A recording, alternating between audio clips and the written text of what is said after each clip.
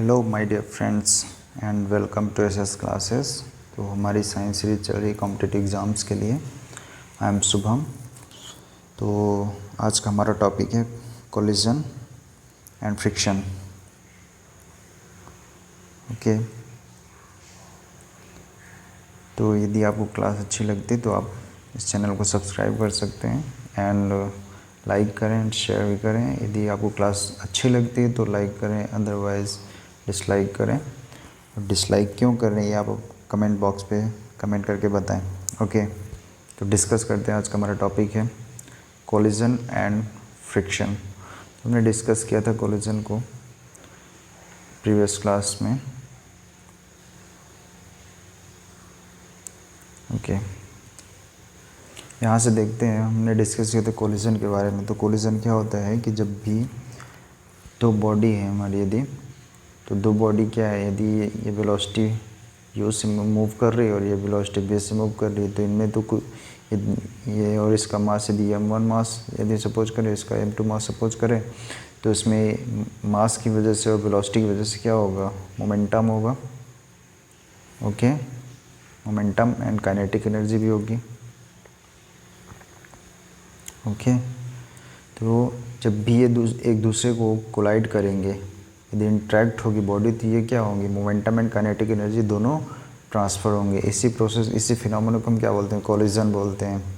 Simply impact बोल सकते हैं। जब भी ये बॉडी ऐसे यहाँ पे जब कोलाइड करेगी ये, तो इसको हम बोलते हैं इम्पैक्ट और कोलिजन। ओके, देखते हैं क्या होते हैं कुछ फिनोमेना इसमें क्या क्या होते हैं। ओके, देखते हैं ये क्या है हमारा, इसको देखते हैं।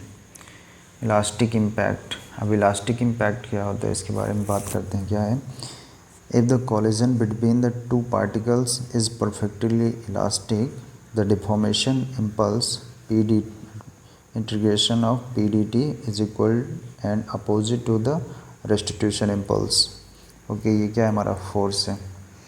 Although in reality this can never be achieve. तो इसको हम क्या कर सकते हैं, इसको अचीव तो नहीं कर सकते, बट ये थ्योरेटिकली होता है। ओके, यदि कम्प्लीटली इलास्टिक रहा तो हमारा रेस्टिट्यूशन 1 होगा। मतलब रेस्टिट्यूशन सिंपली मीन्स होता है separation. Okay, horn and elastic collision. तो देखते हैं इसको क्या होता है। ये हमारी बॉडी है, यदि भी वेलोसिटी से मूव कर रही है, मास m1 सपोज करते हैं हम इसको, और ये u वेलोसिटी से मूव कर रही है, m2 सपोज करते हैं इसको। ओके, तो क्या होता है यदि इलास्टिक कोलिजन होता है, यदि इलास्टिक कोलिजन में क्या होगा कि ये बॉडी इंट्रैक्ट करेंगी और कंप्लीट सेपरेशन हो जाएगा। आफ्टर इंट्रैक्शन के बाद क्या होगा, ये अनदर वेलोसिटी से मूव कर जाएंगे। सपोज ये बॉडी हमारी v वेलोसिटी से मूव कर रही थी, तो ये आफ्टर कोलिजन क्या होगा, v1 वेलोसिटी से मूव करने लगी और ये u1 वेलोसिटी से मूव करने लगी। तो ये इलास्टिक कोलिजन में होता है। थ्योरेटिकली इसकी वैल्यू कितनी थी, 1, मतलब कंप्लीट सेपरेशन। ओके, अब देखते हैं दूसरा क्या होता है, प्लास्टिक इम्पैक्ट। प्लास्टिक इम्पैक्ट क्या होता है, बेसिकली प्लास्टिक इम्पैक्ट हम क्या कर सकते हैं, the impact is said to be inelastic और plastic if equal to 0। In this case there is no restitution impulse. R D T is equal to 0। R D T क्या होता है कि जैसे यदि बॉडी, ये बॉडी है यदि, तो इसमें क्या है, जब मूव कर रहे हैं फॉरवर्ड डायरेक्शन में, ओके, बिफोर सेपरेशन, तो यहाँ पे क्या होगा, इम्पल्स फोर्स होगा इस मास की वजह से। इम्पल्स होता है क्या है, फोर्स इनटू डी टी, ये होता है। तो यहाँ पे क्या हमारा पी फोर्स यदि जा रहा है तो डी टी टाइम पे क्या होगा, ये हमारा इम्पल्स जनरेट होगा बिफोर सेपरेशन। तो ये हमारा क्या होगा, इम्पल्सिव। क्या होता है हमारा, क्या होता है, डिफॉर्मेशन इम्पल्स। ओके, तो इस इम्पल्स की वजह से बॉडी, इस इम्पल्स की वजह से बॉडी में क्या होगा, डिफॉर्मेशन होगा। बट इन इलास्टिक में क्या होता है कि बॉडी क्या होती है कि जैसे हमने इलास्टिक में सिंपली बोले हैं, तो इलास्टिक में क्या होता है, जैसे हमने किसी बॉडी को स्ट्रेच करते हैं यदि, तो आफ्टर डिफॉर्मेशन के बाद क्या होता है, यदि हम इस यहाँ से फोर्स रिमूव कराते हैं यदि, तो ये फिर से रिगेन कर लेती है ओरिजिनल पोजीशन। ये होता है हमारा इलास्टिक। तो क्या होगा, यदि कोलिजन करेगी बॉडी, कोलिजन के बाद क्या होता है, कंप्लीट सेपरेशन होता है।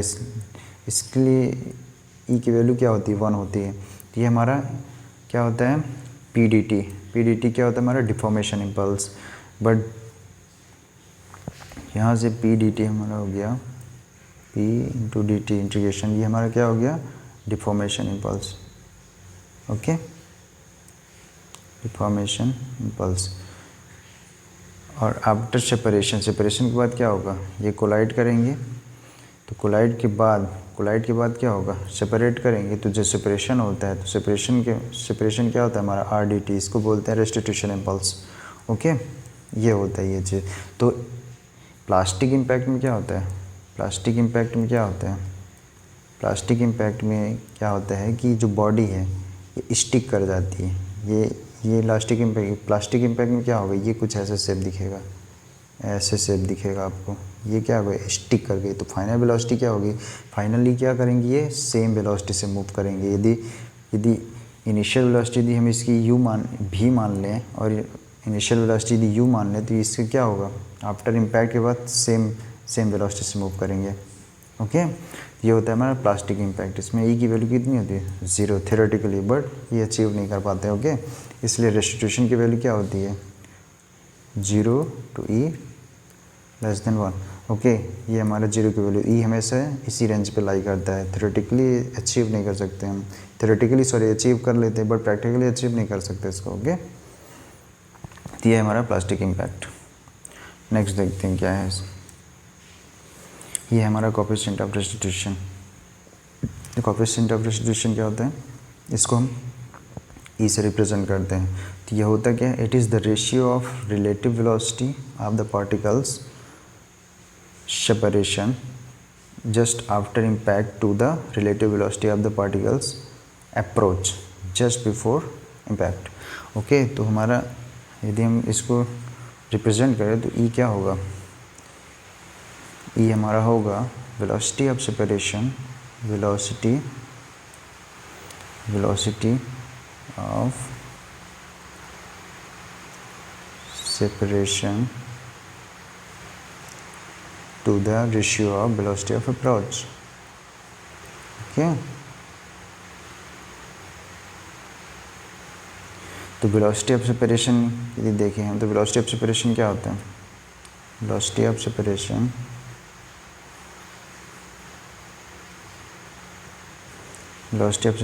यदि हम सपोज करें इनिशियल मास m1 एंड और वेलोसिटी इनिशियल इसकी u1 एंड सेकेंड मास की m2 initial mass and initial velocity u2, but after collision क्या होगा, कोलिजन के बाद क्या होगा इलास्टिक कोलिजन यदि होता है, तो कोलिजन के बाद क्या होगा, ये इस वेलोसिटी से मूव कर गया, तो इसकी वेलोसिटी हम सपोज करते हैं क्या है v1 m1 एंड इसकी वेलोसिटी क्या होगी, इसकी velocity just opposite direction move करने स्टार्ट कर देंगे कोलिजन के बाद, ओके इसके बाद क्या होगी इसकी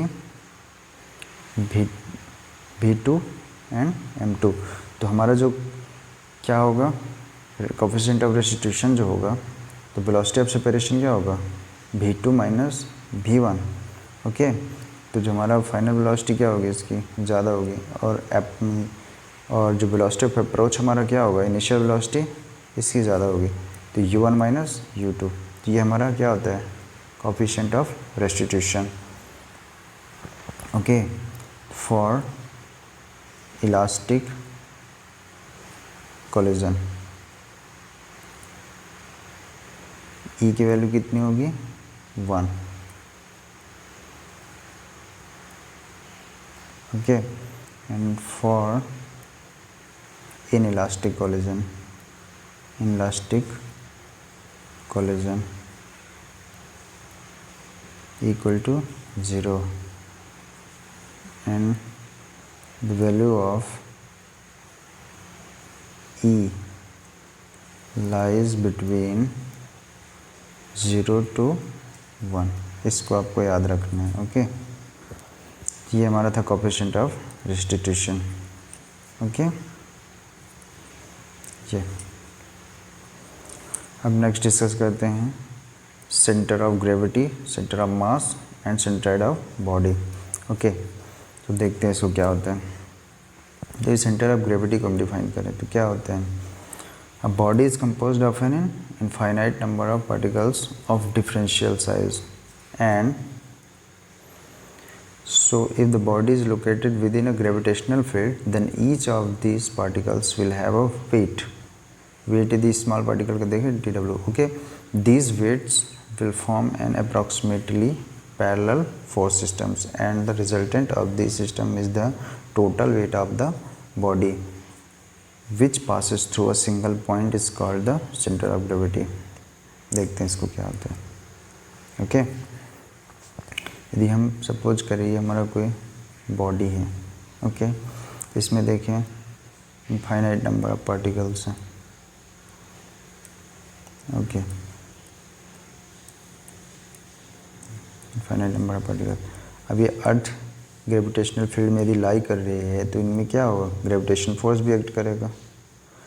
ग्रेविटेशन फोर्स भी एक्ट करेगा. और सपोज इनका कुछ मास है, सपोज करते इसका मास है m1, इसका मास है m2, इसका मास m3 and infinite number of particles हैं तो mn. ओके, तो यहाँ पे यदि हम देखते हैं कि यदि ग्रेविटेशनल फील्ड में लाई कर रहा है तो इसका क्या होगा, वेट तो होगा ही m1g, m2g,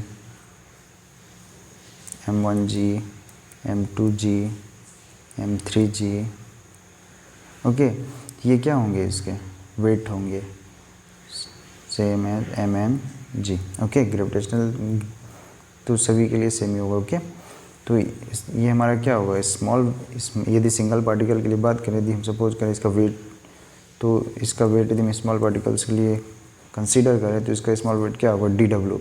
ओके, तो ये सभी पार्टिकल्स यदि बॉडी के अंदर हैं और ये ग्रेविटेशनल फील्ड में लाई करते हैं, सभी का वेट क्या होगा, सेम. तो इसका एक रिजल्टेंट पास होगा. तो इसका रिजल्टेंट जो होगा इस सभी बॉडी को बैलेंस करेगा. तो इसका जो रिजल्टेंट होगा तो हमेशा सीधे से पास करेगा. ओके, यही होता है हमारा सेंटर ऑफ ग्रेविटी. ओके, ये हमारा सीधे से पास करेगा. यदि सपोज करें बॉडी का मास कितना है, mass of the entire body, mass of the entire body m, then weight कितना होगा, mg. Okay, mg passing through the points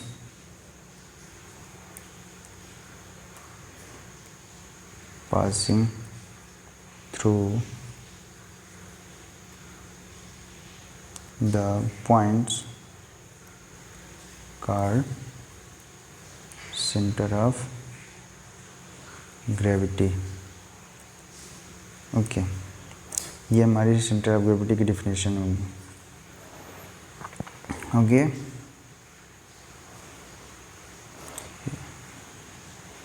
ये हम ग्राफ में देखते हैं इसको.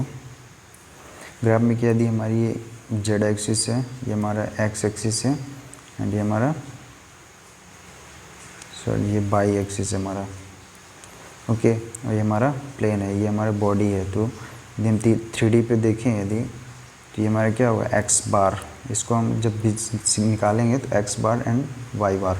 ओके, तो इसका जो हमारा पोजीशन है, ये हमारा पोजीशन डिनोट कर रहा है. तो यहाँ से ये 3D स्पेस पे रखा हुआ बॉडी, तो यहाँ से हम यदि इसकी क्या करें कि पोजीशन मेजर करते हैं, तो इसको हम जब भी पोजीशन देखेंगे तो हम X bar and Y bar and Z bar position locate करते हैं. ये CG की पोजीशन शो करेगा तीनों एक्सिस के साथ. ओके, नेक्स्ट देखते हैं centre of mass. Centre of mass क्या होता है, इन ऑर्डर टू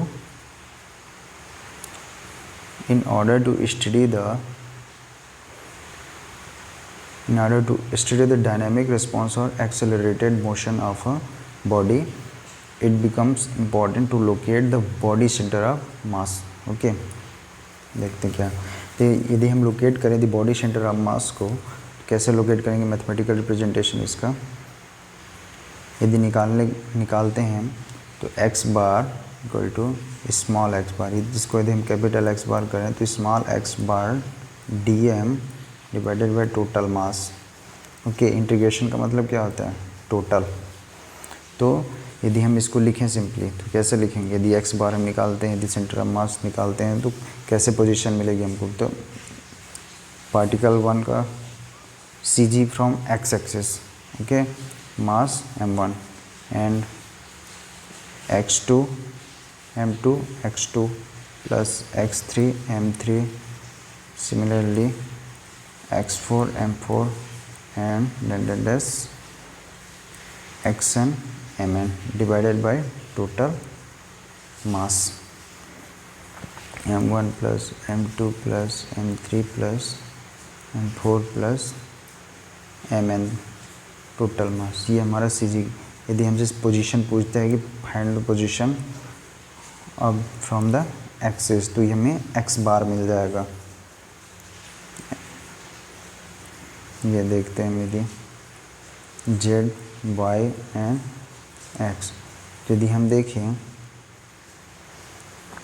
ओके, ये हमारा मास है, टोटल मास m। ओके, जिसकी पोजीशन हमें कहाँ से मिलेगी, ये पैरेलल टू x एक्सिस, तो x बार मिलेगा हमको एंड ये y बार मिलेगा एंड ये z बार मिलेगा, ये z बार मिलेगा हमको। और यहाँ से इसकी पोजीशन मिलेगी x एक्सिस में, तो x बार मिलेगी फ्रॉम द x एक्सिस, ये y बार हमें मिलेगा और ये x बार। ओके, तो हमें ये पोजीशन मिल जाएगी, CG की पोजीशन कितनी है। तो इस तरह से हम पोजीशन फाइंड कर सकते हैं। सिमिलरली y एक्सिस के लिए यदि हम लिखेंगे तो y बार लिखेंगे summation of y bar into dm divided by total mass, and similarly for z axis के लिए लिखेंगे यदि तो z बार इक्वल टू कितना हो जाएगा, integral of z bar dm divided by total मास। इस तरह से हम पोजीशन लोकेट करते हैं। ओके, तो ये हमारा डेफिनेशन हो गया सेंटर ऑफ मास का। सेंट्रोइडल एरिया कैसे फाइंड करते हैं, if an area lies in the XY plane and is bounded by the plane y equal curve y equal to fx, यदि इस कर्व से हमारा बाउंड करा region, then its centroid will be in this plane and can be determined from the integrals. तो हम similarly लिख सकते हैं, कैसे सिमिलरली लिख सकते हैं, x bar equal to total integral of x bar into D A divided by total area. Okay, total area कैसे लिखेंगे, इंटीग्रल ऑफ स्मॉल एलिमेंट्स। यदि हम सम कर देते हैं स्मॉल एलिमेंट्स को तो उसको हम क्या लिखते हैं, integration of D A. Integration of D A means क्या होगा, यहाँ पे small a1 plus small a2 plus small a3 plus am, ये हमारा टोटल एरिया होगा। इसको हम लिखते हैं total area of the plane. Okay, तो समझ आया, ये होता है हमारा centroid of an area. Next move करते हैं, क्या है, एंगुलर मोमेंटम की डेफिनेशन देखते हैं। तो क्या होता है, ये वेरी इंपॉर्टेंट डेफिनेशन है। डायरेक्ट डेफिनेशन ही पूछता है एग्जाम्स वगैरह में, फॉर्मूले वगैरह पूछ लिया। ओके, तो the angular momentum of particle about point O, यदि हम पॉइंट ओ को रेफरेंस ले लेते हैं, ओके, ओरिजिन है हमारा O, since this concept is analogous to finding the moment of force about a point, the angular momentum at zero is sometimes referred to as the moment of momentum. Okay, अब यहाँ पे देखते हैं क्या है। Suppose ये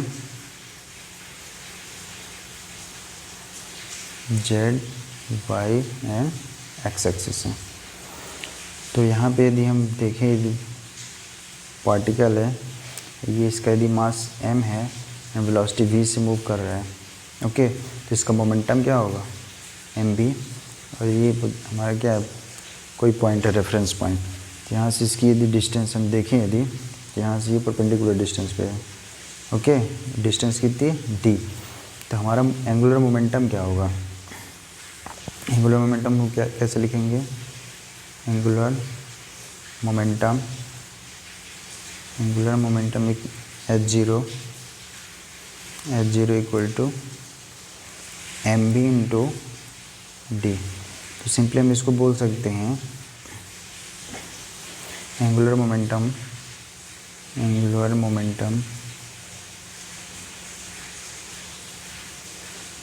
the moment of momentum. Simply यदि आप फोर्स को मोमेंट कैलकुलेट करते हैं तो कैसे मोमेंट कैलकुलेट करते हैं, मोमेंट यदि देखें हम, मोमेंट यदि देखते हैं, मोमेंट हम कैसे कैलकुलेट कर सकते हैं? यदि हमारी बॉडी पे यदि कोई पार्टिकल है, यदि इस पर हम यह फोर्स लगाते हैं, ओके, और यहाँ से हमारे यदि डिस्टेंस डी से मूव कर रहा है, तो हम यदि मोमेंट की बात करें तो मोमेंट कितना होता है? मोमेंट होता है एफ इंटू डी। ये हमारा मोमेंट होता है, मतलब परपेंडिकुलर डिस्टेंस होती है। डी इक्वल टू क्या है? Perpendicular distance, perpendicular distance, okay. तो सेम वेज में लिखा हुआ है हमारा एंगुलर मोमेंटम, इसलिए हम इसको कभी कभी बोलते हैं moment of momentum is also the angular momentum, okay. वही डेफिनेशन लिखी हुई है यहाँ पे, देखिए इसको हम H0 से रिप्रेजेंट करते हैं, ओके। तो यहाँ पे क्या लिखा हुआ है? H0 Z equal to D M D. ये हमारा जो रोटेट कर रहे हैं about the Z axis, okay.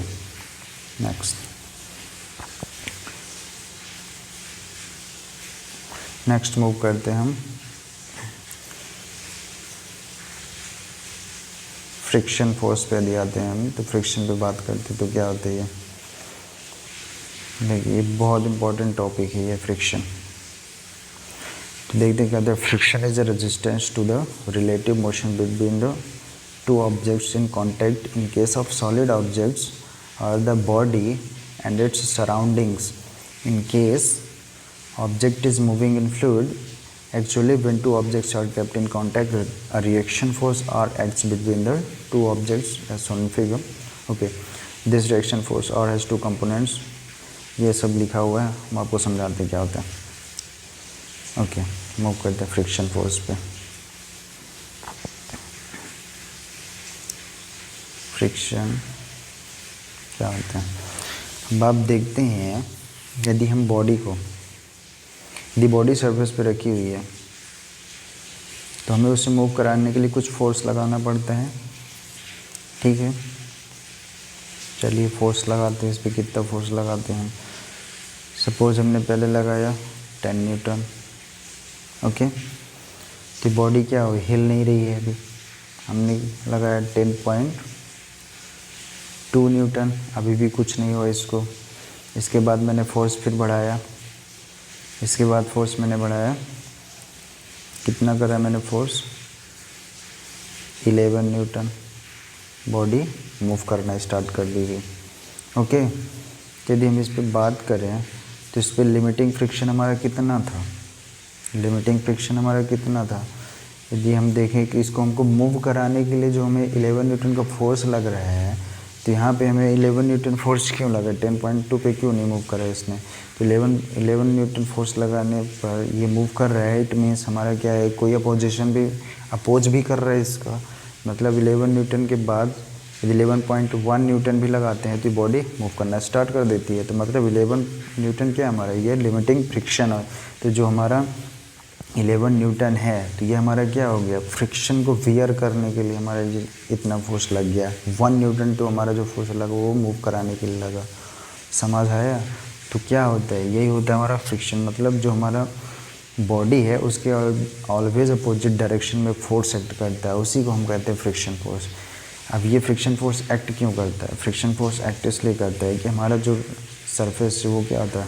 Rough surface है, इरेगुलरिटीज़ होती है उसमें, ओके। इरेगुलरिटीज़ जितनी ज़्यादा होगी फ्रिक्शन फोर्स हमारा उतना ज़्यादा होगा। तो जब स्टैटिक कंडीशन पे भी हमारा बॉडी रखा हुआ उसके बाद हम मूव कराते हैं तो जो हमारा जो फ्रिक्शन लगेगा तो उसको हम बोलते हैं स्टैटिक फ्रिक्शन। इनिशियल जो बॉडी मूव कराने के लिए जो हमारा जितना फोर्स लग रहा है उसको अपोज करने के लिए जितना फोर्स लगाना पड़ रहा है उसको हम स्टैटिक फ्रिक्शन फोर्स बोलते हैं, ओके। और जब मूव कर रही है बॉडी, मूविंग कंडीशन पे हमारा जो फोर्स लग रहा है उसको हम बोलते हैं काइनेटिक फ्रिक्शन, ओके। उस टाइम पे जो हमारा फ्रिक्शन एक्ट करता है kinetic friction in moving condition. तो ध्यान रहे जो हमारा स्टैटिक फ्रिक्शन की वैल्यू होती है, स्टैटिक फ्रिक्शन की वैल्यू जो होती है always greater than kinetic friction. Okay, इसी को हम बोलते हैं लिमिटिंग फ्रिक्शन। समझ आया क्या होता है फॉर फ्रिक्शन, वही चीज़ लिखा है। अब देखते हैं इसके क्या होता है रिजल्ट्स, एक्सपेरिमेंटल रिजल्ट्स क्या होते हैं इसके। तो experimental investigation to the behaviour of frictional forces confirm that frictional forces oppose the movement of an object across the surface of another with which it is rough contact. क्या है कि कोई भी हमारा सरफेस परफेक्टली मतलब without irregularities के हम बना नहीं सकते उसको, आइडियल कंडीशन नहीं, पॉलिश सरफेस नहीं क्रिएट कर सकते, उसमें कुछ ना कुछ इरेगुलरिटीज़ रहेंगे ही। तो वो इरेगुलरिटीज़ की वजह से हमारा क्या होता है फ्रिक्शन फोर्स जनरेट होता है। Okay, the direction of the frictional force is opposite to the potential direction of the motion. अब ये ऑलवेज एक्ट करते हैं direction opposite to the direction of motion. Okay, ये तुम्हारा फ्रिक्शन फोर्स इधर count होगा। ठीक है, देखते हैं। The magnitude of the frictional force is only just sufficient to prevent movement and increase the tendency to move in case of up to a limiting value. When the limiting value is reached, the frictional force cannot increase any further and motion is about to begin. तो जब हमारा limiting friction force attend कर जाएगा उसके बाद जो भी हमारा फोर्स लगेगा उसके बाद हमारा क्या होगा, बॉडी मोशन पे आ जाएगी। तो उसी कंडीशन को हम क्या बोलते हैं, limiting equilibrium. When the friction force F reaches its limits, its value is related to the normal direction and in the following way. Okay, अब देखते हैं क्या है इसमें। क्या है,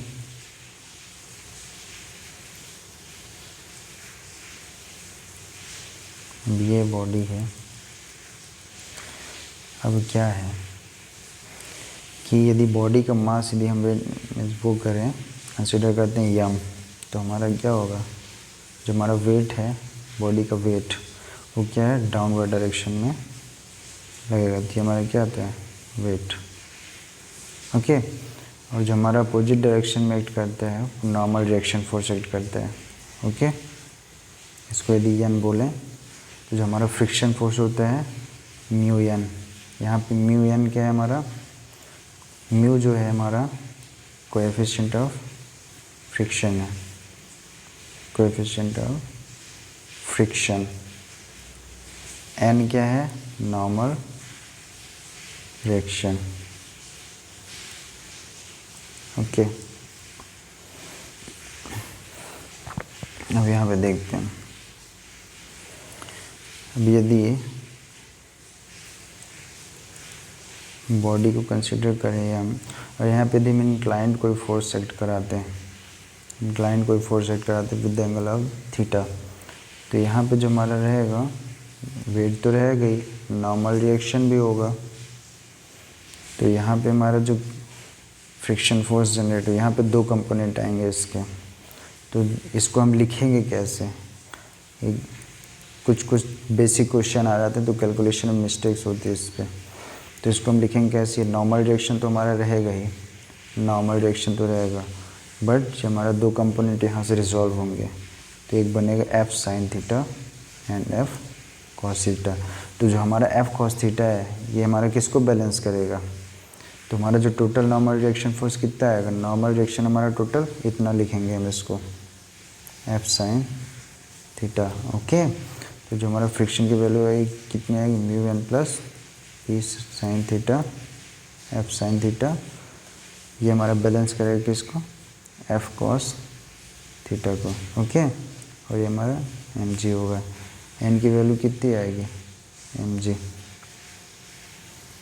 सॉरी एन इक्वल टू है जो हमारा नॉर्मल रिएक्शन फोर्स रहेगा R equal to M G plus N sorry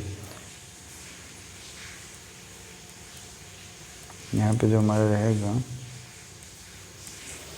क्या रहेगा, जो एम जी बैलेंस करेगा M G equal to N plus जो हमारा आर ये नॉर्मल फोर्स यदि हम कंसिडर करें तो इसको हम लिखेंगे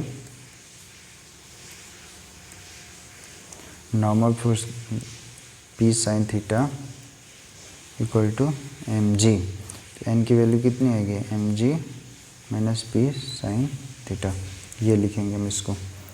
यहाँ पे ये म्यू एन रहेगा। ओके, तो ये हमारा कॉन्सेप्ट था कुछ, इसको ध्यान से देख लें। अब आते हैं नेक्स्ट, मूव करते हैं। फ्रिक्शन की कुछ एडवांटेज क्या होते हैं। Friction helps object to move, stop और to change the direction of motion. We can not walk without friction. Very important phenomena होता है फ्रिक्शन की वजह से। फ्रिक्शन की वजह से हम फोर्स भी ट्रांसमिट करते हैं। Okay, friction is an evil, it causes wear and tear. Friction की वजह से क्या होता है, वियर एंड टीयर बहुत ज़्यादा होता है, मैकेनिकल डिसएडवांटेज होता है। For example soles of shoes, ball bearings, step of stair, parts of machine etcetera. Friction produces heat, इसकी वजह से फ्रिक्शन की वजह से हमारा होता है हीट लॉस होता है। मैकेनिकल कंपोनेंट्स जो होते हैं जब मशीन्स रन करते हैं तो उसमें फ्रिक्शन की वजह से क्या होता है, हमारा लॉसेस हो जाता है। उसकी वजह से हम जो एनर्जी इनपुट दे रहे हैं तो उसमें क्या होगा, कुछ हमारा एनर्जी फ्रिक्शन लॉस को कवर करता है। Okay, when a machine is operated, heat generated cause damage to the machine. तो उसकी वजह से क्या होता है, फ्रिक्शन की वजह से हमारा कंपोनेंट भी डिस्टर्ब होता है। ये क्या है, fast moving objects such as car, bullet trains, aeroplanes are all streamline designed with curved and sloping surfaces to cut through the air and reduces drag. Boats can also be streamline. देखते हैं यदि हम liquid की बात करते हैं, यदि fluid की बात करें हम, फ्लूइड पे फ्रिक्शन कैसे होता है। फ्लूइड फ्रिक्शन, भाई फ्लूइड मूव करते हैं तो उस पर फ्रिक्शन होगी, यदि बॉडी मूव कर रही है तो उस पर तो फ्रिक्शन तो कंसीडर करेंगे। ओके, फ्लूइड फ्रिक्शन क्या होता है, फ्लूइड फ्रिक्शन कैसे होता है। यदि हम देखें, यदि ये वाटर मूव कर रहा है, वाटर मूव कर रहा है तो देखते हैं कि यहाँ से जो हमारी टॉप लेयर होती है सबसे ज़्यादा फास्ट मूविंग होती है लेयर, उसके बाद स्लो होती है, उसके बाद और स्लो होती है, ऐसे चलता है। ये सबसे ज़्यादा अपर लेयर मूव करती है, उसके बाद लोअर, उसके बाद लोअर, उसके बाद और लोअर, ऐसे मूव करता है हमारा लेयर। ओके, तो हमारी जो वेलोसिटी डिक्रीज़ कर रही है विद द डेप्थ, तो किस वजह से डिक्रीज़ कर रही है, ड्यू टू फ्रिक्शन। उस फ्रिक्शन को हम क्या बोलते हैं, उसी फ्रिक्शन को तो बोलते हैं viscosity, fluid friction. Fluid friction को क्या बोलते हैं, विस्कोसिटी। इसको बोलते हैं fluid resistance. Fluid resistance from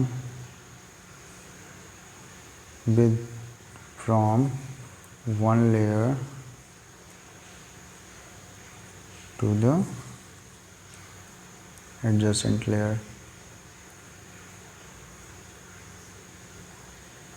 ठीक है, ये हमारा इम्पोर्टेंट कॉन्सेप्ट था रिगार्डिंग फ्रिक्शन। ओके, इसमें अब देखते हैं क्या है, ये नेक्स्ट टॉपिक हम नेक्स्ट लेक्चर पर डिस्कस करेंगे। ओके, आज के लिए बस इतना ही। ओके, यदि आपको क्लास अच्छी लगी हो तो इसको आप लाइक करें एंड शेयर करें अपने फ्रेंड के साथ एंड सब्सक्राइब करें इस चैनल को। ओके, और जो भी डाउट्स हो तो आप कमेंट बॉक्स पे कमेंट कर सकते हैं, उससे आप पूछ सकते हैं। ओके, तो थैंक यू।